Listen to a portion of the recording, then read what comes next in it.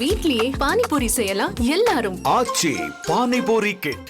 திமுகவை சேர்ந்த திரு சரவணன் இணைப்பில் இருக்கிறார். சார் வணக்கம்.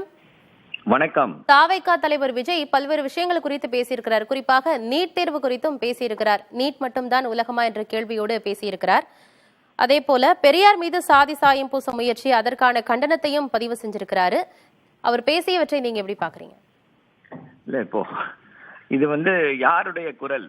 நீட் மட்டும்தான் ஒரே எக்ஸாமா, நீட் மட்டும்தான் உலகமா என்று சொல்பவர்கள் யாருடைய குரலாக ஒலிக்கிறார்கள் என்பது எல்லாருக்குமே தெரியும். இவர்களுக்கு என்னன்னா, ஒன்றிய அரசை கண்டு எதிர்த்து அதை போராட அச்சம், போராடி எதையாவது பெற வேண்டும் என்றால் அதற்கு அச்சம், அதற்கு அச்சப்பட்டு போய் தான் நீட் மட்டும்தான் உலகமா, நீங்க வேற ஏதாவது படிக்கலாம், நீங்க டாக்டர் மட்டும் தான் படிக்கணுமா, வேற எதுவும் படிக்க மாட்டியா அப்படின்னு சொல்லி எள்ளி நகையாடுவது எப்படியோ அதுதான் இது. அதைத்தான் அவர் பாலிஷ்டா செய்திருக்கிறார் திரு விஜய் அவர்கள். நீட்டுக்காக தொடர்ந்து போராடி கொண்டிருக்கிறோம். அது எப்படி ஏழை மாணவர்களை வஞ்சிக்கிறது, கிராமப்புற மாணவர்களை வஞ்சிக்கிறது என்பதை தொடர்ந்து தோலுரித்து காட்டியிருக்கிறோம். கோச்சிங் கிளாஸ் மாஃபியா எப்படி இதனால த்ரைவ் ஆகுது அப்படின்றதையும் கிளியரா எல்லாருமே படம் போட்டு காட்டியிருக்கிறோம். அப்புறம் நீட் மட்டும்தான் வாழ்க்கையா, நீங்க வேற எதையா பண்ணலாமே, ஏன் நீட்டுக்காக இது பண்றீங்கன்னா டிஃபீட்டிஸ்ட் மென்டாலிட்டி. ஆட்சிக்கு உங்களை யாருமே கேட்கலையே, நீங்க நீட்டுக்கு எதிராக போராடுங்க, நீட்டை ஒழிச்சிடுங்கன்னு சொல்லி உங்க யாரையும் கேட்கல. அந்த that onus is on DMK, we will do it. இப்படி தயவு செய்து மாணவர்களையோ இளைஞர்களையோ ஒரு திசை மாற்றி பேசுவது, அவங்களுடைய முறையில குறைக்கிற மாதிரி பேசுவதை அவர் தவிர்த்து கொள்ள வேண்டும்.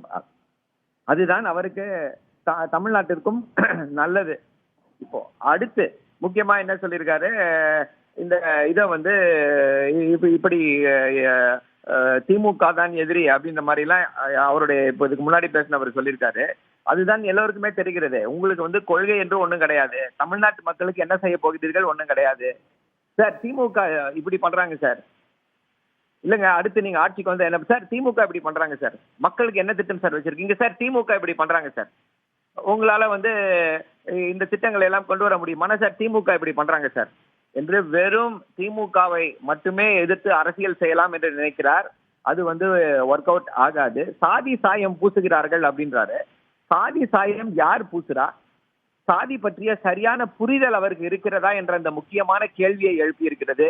இதற்கு முன்னால தெளிவாக சுட்டி காட்டினோம்.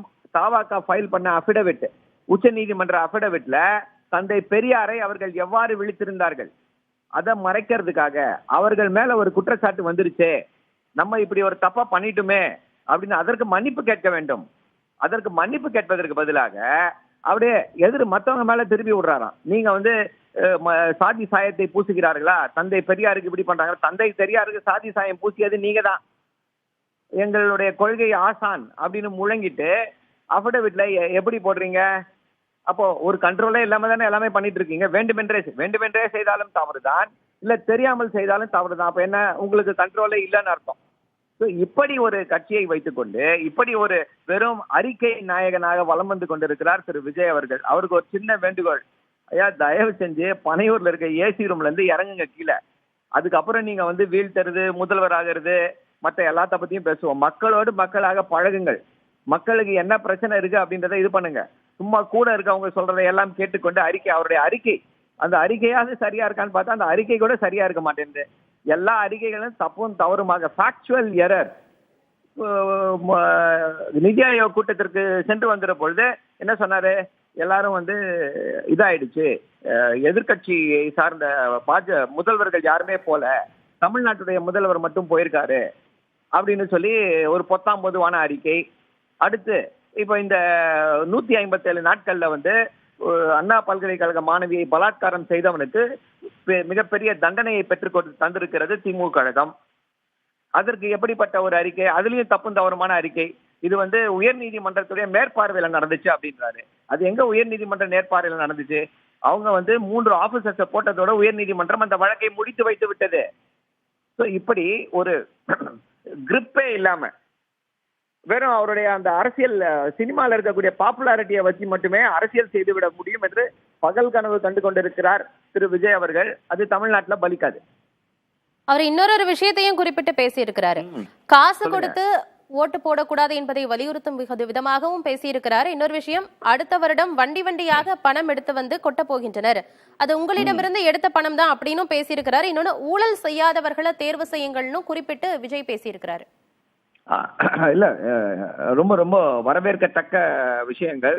வண்டி வண்டியா பணத்தை கொட்டுவாங்கன்னா யார சொல்றாருன்னு தெரியல. அதிமுக பாஜகவை சொல்றாரா?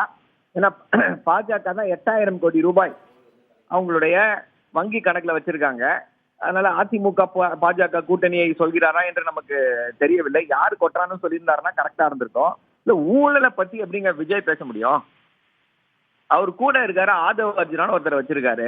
அவரு தான் அந்த கட்சியில எல்லாம் அப்படின்றாங்க. அவரு மேல அமலாக்கத்துறை ரெய்டு போயிருக்கு. அமலாக்கத்துறை விசாரணையில இருக்காரு. அவர் என்ன தியாகி, நாட்டுக்கு நல்லது செய்த உத்தமர்ன்றதுனால அமலாக்கத்துறை அவருடைய வீட்டுக்கு ரெய்டு போச்சா? இல்ல, இவருக்கு என்ன அதிகாரம் இருக்கு ஊழலை பத்தி பேசுறதுக்கு? என்ன அருகதை இருக்கு ஊழலை பத்தி பேசுறதுக்கு? ஊழல் செய்தவர்கள் எல்லாம் கூட வச்சுக்கிட்டு அவரை நாங்கள் ஊழலுக்கு எதிரானவர்கள், ஊழலை ஒழிக்க புறப்பட்டிருக்கிறோம் அப்படின்னா எப்படி? இப்போ உங்களுடைய பழைய இதெல்லாம் எடுத்து பார்த்தோம் அப்படின்னா, பழைய வழக்கு விவரங்கள் எல்லாம் எடுத்து பார்த்தோம் அப்படின்னா 15 கோடி ரூபாய் கணக்குல வராம வச்சிருந்திருக்காங்க. அதெல்லாம் என்ன கணக்குல வரும்? அதெல்லாம் ஊழல் கிடையாதா? ஊழலை பத்தி பேசும்பொழுது நாம் எங்கே இருக்கோம் அப்படின்னு சொல்லி ஒரு ரியாலிட்டி செக் செய்து கொண்டார் என்றால் நன்றாக இருக்கும்.